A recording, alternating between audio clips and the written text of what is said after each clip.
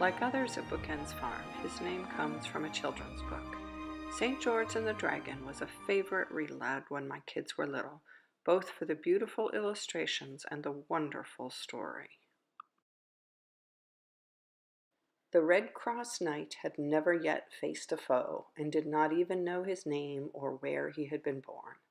But now he was bound on a great adventure, sent by the Queen of the Fairies to try his young strength against a deadly enemy, a dragon grim and horrible, or in this case, the mice of Bookends Farm. I had high hopes for this little kitten, and he grew into his name just as I had hoped. Cat training is not easy for me. I like fast, eager learners, and George doesn't like to be rushed. Thankfully, we have come to some agreements over the years. For one, he agrees not to attack the pitchfork while I am cleaning stalls. That was adorable when he was a kitten, and I foolishly let him do it.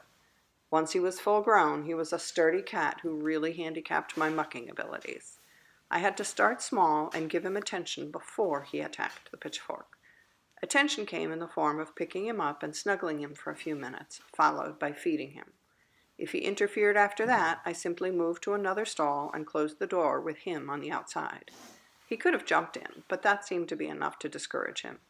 Now he leaves the pitchfork alone most days, and in return I will pet him if he sits and watches instead. If he has not yet had breakfast, sitting politely is a good way to remind me of that. Other days he is not so subtle, but as long as he leaves the pitchfork alone, I take the hint.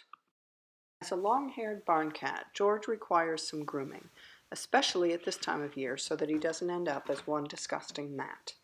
I have a fine-tooth comb that does a good job, but when I first started using it, George's inner knight came out with swords blazing. I knew positive reinforcement would be the way forward, but I could not find a food which worked. George had been raised on cat kibble, and that was the only thing he would eat.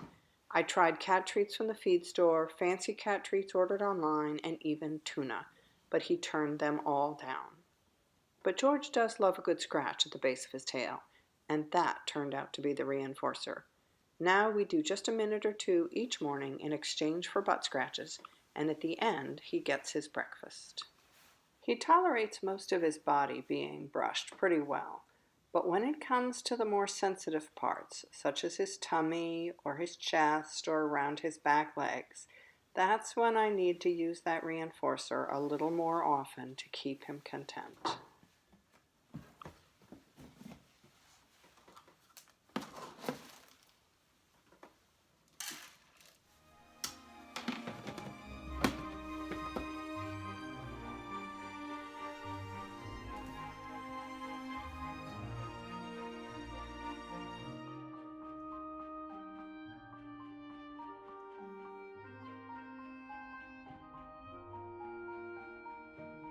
If you appreciated this video, please hit that like button, click on subscribe, and also click on the bell so you'll be notified when new videos come out. And leave us a comment.